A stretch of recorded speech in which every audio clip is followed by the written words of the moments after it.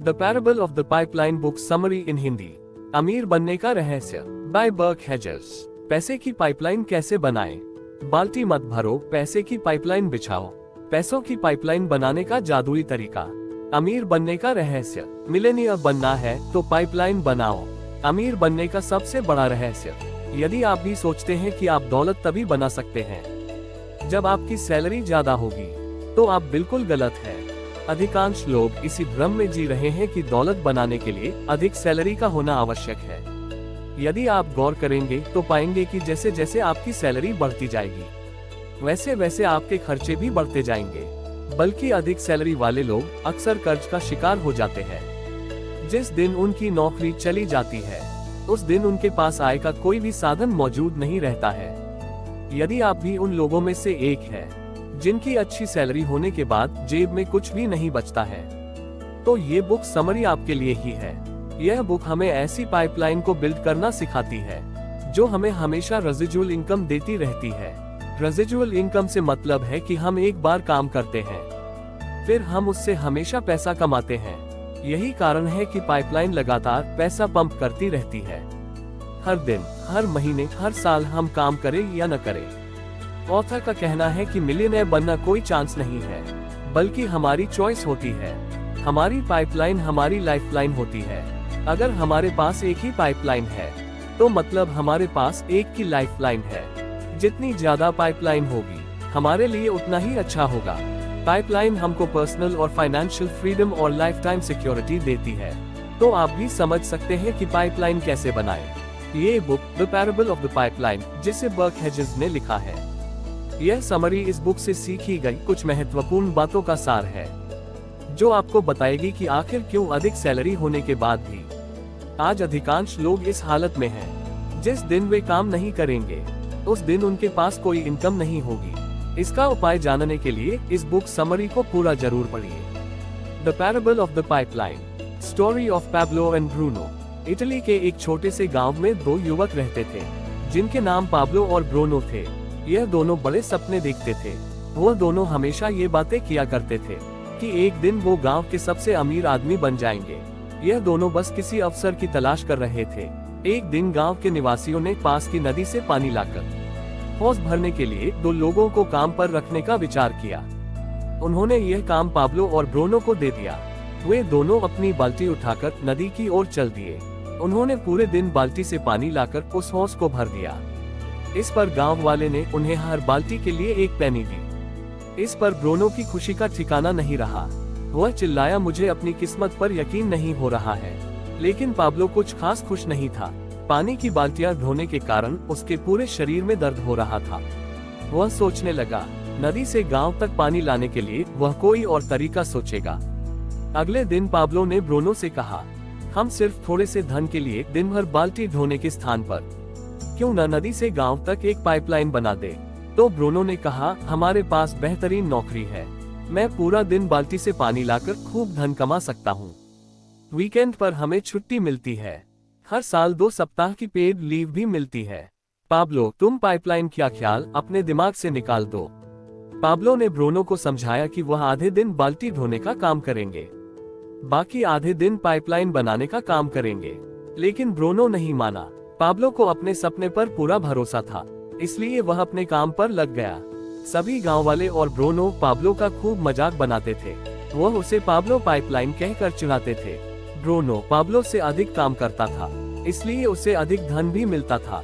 वह नए कपड़े खरीदता था, इसके साथ ही लजीज भोजन करता था। वह लोगों को अपनी तरफ से शराब भी पिलाता था। इससे लोग उसकी तारीफों के पुल बांधते थे। जब ब्रूनो आराम से लेटा रहता था, तो उस समय पाब्लो अपनी पाइपलाइन खोदता रहता था। कल के सपने आज के ही त्याग से साकार होते हैं। Sacrifice today for a better tomorrow. कुछ महीनों तक तो पाब्लो ही मेहनत का कुछ फल दिखाई नहीं दिया। वह शाम को और वीकेंड पर भी काम कर रहा था, लेकिन वह हमेशा खुद को याद दिलाता रहता था, कल के सपने आज के ही त्याग से साकार होते हैं। वह रोज खुदाई करता था। वह हमेशा अपनी नजर अपने लक्ष्य पर रखता था। एक दिन पाब्लो को यह एहसास हुआ कि पाइपलाइन आधी पूरी हो गई है। अब उसे बाल्टी के लिए आधा सफर ही तय करना पड़ रहा था। वह अपने बचे समय में भी पाइपलाइन की खुदाई का काम करने लगा। पाब्लो अपने दोस्त ब्रूनो को भी बाल्टियां धोते हुए देखता था। अधिक बाल्टी धोने के कारण ब्रूनो का शरीर अब दर्द से झुक गया था। ब्रूनो अब नाराज व खिन्न रहने लगा। वह अपना अधिकांश समय अब शराब खाने में ही व्यतीत करता था। लोग अब उसे ब्रूनो बाल्टी वाला कहने लगे थे।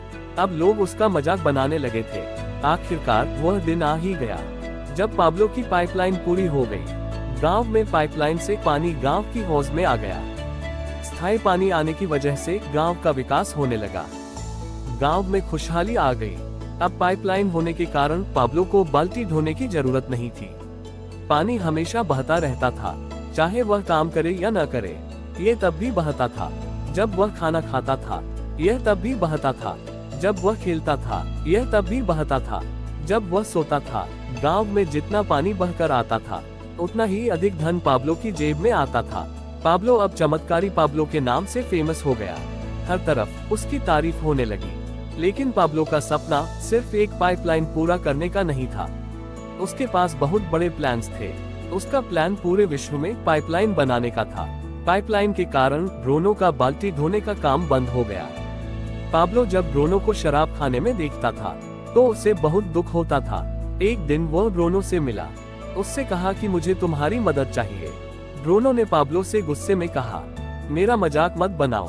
पाब्लो ने ब्रूनो को समझाया, मैं तुम्हारा मजाक बनाने नहीं बल्कि एक बेहतरीन बिजनेस अपॉर्चुनिटी देने आया हूँ। मैंने 2 सालों में पाइपलाइन के विषय में बहुत कुछ सीखा है। मैं चाहता हूँ कि मैं तुम्हें भी यह सिखाऊं, फिर तुम और को सिखाओ। इसे पूरे विश्व में हर घर तक यह पाइपलाइन पहुँचे जाए। पाब्लो आगे कहने लगा, जरा सोचो, इन पाइपलाइन से जितना ज्यादा पानी बहेगा, हमारी जेब में भी उतना ही अधिक पैसा पहुँचेगा। आखिर ब्रूनो को इस पाइपलाइन के बिजनेस में बड़ी अपॉर्चुनिटी दिखाई दे गई। उसने पाब्लो की ओर दोस्ती का हाथ बढ़ा दिया। बरसों बाद भी अब पाब्लो और ब्रूनो दोनों रिटायर हो चुके हैं, लेकिन उनके पाइपलाइन का बिजनेस अब भी उनके बैंक अकाउंट में हर साल करोड़ों डॉलर लाता है। आप कौन है, एक बकेट कैरियर या एक pipeline builder? Who are you, a bucket carrier or a pipeline builder? कई बार जब वो यात्रा कर रहे होते थे तो वो बाल्टी धोने वाले युवकों को अपनी कहानी सुनाते थे। उन्हें भी पाइपलाइन बनाने में मदद करना चाहते थे, लेकिन कुछ तो उनकी बात सुनकर खुश होते थे, जबकि अधिकांश उनके पाइपलाइन के विचार को सिरे से खारिज कर देते थे। उनके पास हमेशा पाइपलाइन न बनाने का कोई न कोई बहाना होता था, लेकिन आखिरी में वह दोनों स्वीकार करते थे कि वह बाल्टी धोने वाले समाज में रहते हैं। इसलिए बहुत कम लोग ही पाइपलाइन बनाने का सपना देखने की हिम्मत कर सकते हैं। अब आप भी अपने आप से यह सवाल कीजिए कि आप कौन हैं, बाल्टी धोने वाले या पाइपलाइन बनाने वाले? क्या आपको सिर्फ तभी पैसे मिलते हैं जब आप खुद ब्रूनो की तरह काम करते हैं, या पाब्लो की तरह एक बार काम करते हैं फिर आपको उस काम के बार बार पैसे मिलते हैं? यदि आप भी ज्यादातर लोगों की तरह ही है तो आप भी बाल्टी धोने का ही काम कर रहे हैं। आप केवल समय के बदले पैसे बनाने पर ही काम कर रहे हैं। इसे ऐसे समझिए, आप यदि 1 घंटे काम करेंगे तो आपको 1 घंटे के ही पैसे मिलेंगे। 1 महीने के बदले 1 महीने के ही पैसे मिलेंगे। 1 साल के बदले 1 साल के ही पैसे मिलेंगे। इसी जाल में अधिकांश लोग फंसे हुए हैं। लेकिन इस बाल्टी धोने वाले काम में सबसे बड़ी प्रॉब्लम यही है, जिस दिन आप काम करना बंद कर दोगे, आपकी जेब में पैसा आना भी बंद हो जाएगा। मतलब बाल्टी धोना बंद तो पैसा आना बंद। बाल्टी धोने वाले यानी नौकरी पेशा वाले लोग असुरक्षित होते हैं। The power of the pipeline. बाल्टी धोने वाली सुरक्षित नौकरी जैसी कोई चीज नहीं होती। क्या देख सकते हैं कि बाल्टी धोने वाले लोग कितने असुरक्षित होते हैं? समय के बदले पैसे के जाल में, यह सबसे बड़ी प्रॉब्लम है। जब आप समय नहीं बेचोगे तो आपको पैसा भी नहीं मिलेगा। जब आप समय नहीं दे पाए तो आपके साथ क्या होगा? जरा सोचिए, क्या होगा यदि नौकरी में आपकी छटनी हो जाए? क्या होगा यदि आप बीमार हो जाए, अपाहिज हो जाए, फिर आप बाल्टी न धो पाए? क्या होगा अगर किसी इमरजेंसी बीमारी की वजह से आपकी सारी जमा पूंजी खत्म हो जाए? यदि आपकी इनकम आना बंद हो जाए तो आप कब तक अपने हाउस या कार की किस्त दे पाएंगे? तो इस काम में सुरक्षा कहाँ है? जबकि पाइपलाइन तब भी पैसा देती है जब खेलते हैं। पाइपलाइन निरंतर आमदनी का साधन है, चाहे आप समय दे या न दे। सच्ची सुरक्षा का एकमात्र तरीका यही है कि जब आप बाल्टी धो रहे हो तो उसी समय एक पाइपलाइन बना लो। हम देखते हैं कि 99% लोग बाल्टियां धोते हैं, वह यह मान लेते हैं कि अगर जीवन में कुछ पाना है तो वह बाल्टी धोकर ही पाया जा सकता है।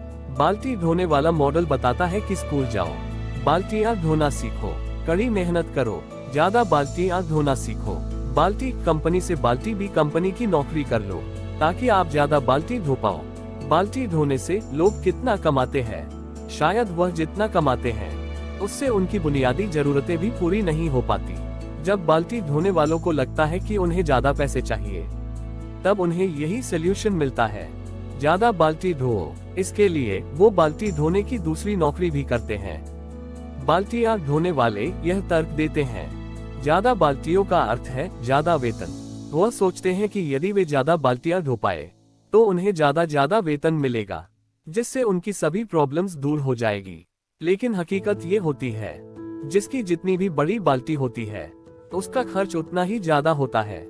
बाल्टियां चाहे कितनी भी बड़ी क्यों न हो, एक न एक दिन वह सूख ही जाएगी। जबकि पाइपलाइन हमेशा काम करती रहेगी। लेकिन पाइपलाइन अपने आप ही नहीं बनती, उसके लिए समय निकालकर कड़ी मेहनत करनी पड़ती है। हर कोई अपने बाल्टी के साइज को बढ़ाना चाहता है, लेकिन यह सच्चाई है कि बाल्टियां धोने से आप फाइनेंशियल फ्रीडम हासिल नहीं कर सकते, क्योंकि जिस दिन आप बाल्टियां धोना बंद कर देंगे उस दिन आपका पैसा आना भी बंद हो जाएगा। The parable of the pipeline, money leverage. चीन के एक सम्राट ने चेस का आविष्कार करने वाले व्यक्ति को पुरस्कार देने का निर्णय लिया। उन्होंने उस व्यक्ति की एक इच्छा पूरी करने का निर्णय लिया। उस आविष्कारक ने सम्राट से कहा कि मुझे चावल का एक दाना दे दे। इस पर सम्राट ने हैरानी से कहा, बस चावल का एक दाना? आविष्कारक ने कहा, चेस के पहले खाने के लिए बस एक दाना, फिर दूसरे खाने के लिए उसके 2 गुने दाने, फिर तीसरे खाने में उसके 2 गुने। यह तब तक चलता रहे जब तक वह चावल का एक दाना चेस के सभी खानों में 2 गुना न हो जाए। बस यही मेरी चाहे इच्छा है। सम्राट ने खुश होकर सोचा, मुझे यह अद्भुत खेल बहुत ही सस्ते में मिल रहा है। सम्राट ने कहा, मुझे यह मंजूर है। रसोई का सेवक चावल का छोटा सा थैला लेकर आया। आविष्कारक ने कहा कि आप रसोई से एक बड़ा थैला ले आए।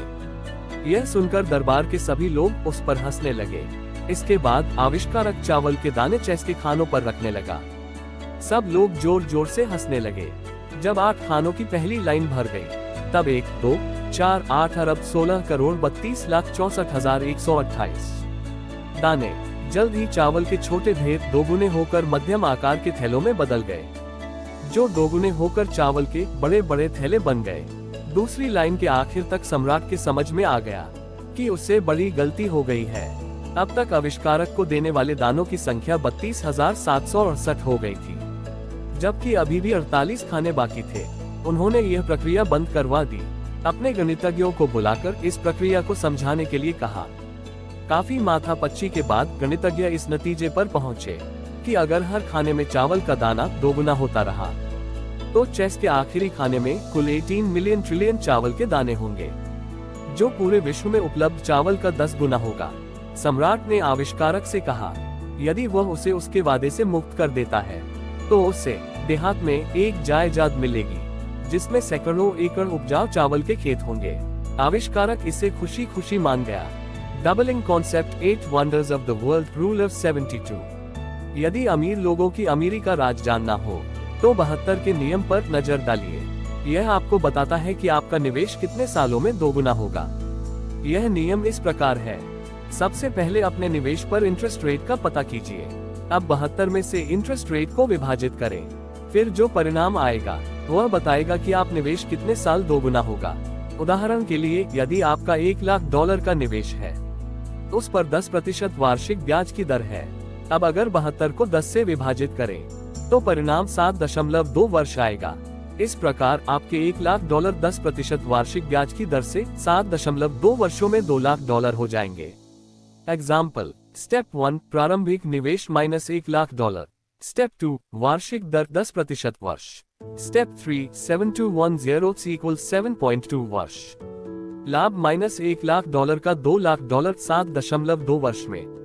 इसी प्रकार 7.2 वर्ष में $2,00,000, 14.4 वर्ष में $4,00,000, 21.6 वर्ष में $8,00,000, 28.8 वर्ष में $1 और 60 सेंट मिलियन। इस तरह आप देखें कि $1,00,000 के निवेश को आप जितना ज्यादा समय तक चक्रवृद्धि होने देंगे, आपकी पाइपलाइन का आकार उतना ही ज्यादा बड़ा होता जाएगा। चक्रवृद्धि ही वह जादुई कारण है जिसकी बदौलत अमीर लोगों की बाल्टी कभी नहीं सूखती है।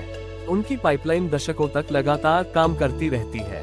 यदि आप भी मिलेनियर बनना चाहते हैं तो उसके लिए सबसे पहले आप खुद को भुगतान करें। यदि हर महीने सबसे पहले अपने निवेश खातों में पैसे डालकर खुद को भुगतान करें। अपनी पूरी आमदनी को खर्च करने के बजाय उसका एक बड़ा हिस्सा अपने निवेश के जार में अलग रखें। इस पैसे को चक्रवृद्धि होने के लिए छोड़ दें। यह प्रक्रिया लगातार करते रहें। निष्कर्ष यह है कि जब आप अच्छी सैलरी पा रहे हो तो पूरी सैलरी को बिल्कुल भी खर्च न करें। सैलरी का एक हिस्सा अपनी पाइपलाइन बनाने में खर्च करें। अपने समय में से थोड़ा समय अपनी पाइपलाइन को दें। यह प्रक्रिया हर महीने हर साल लगातार चालू रखें। आपका यह छोटा सा स्टेप आपको एक दिन फाइनेंशियल फ्रीडम हासिल करने में आपकी मदद करेगा। हम्बल रिक्वेस्ट, अभी तक आपने जो भी सीखा वो पूरी बुक का अंश मात्र है। यदि आप भी मिलेनियर बनना चाहते हैं तो आपको अपने लिए पैसिव इनकम का स्रोत बनाना होगा, अर्थात पैसों की एक पाइपलाइन बनानी होगी। इसके लिए आपको बर्क हेजेस की book the parable of the pipeline जरूर पढ़नी चाहिए। And thank you so much for listening. Please subscribe us for more audio book summary.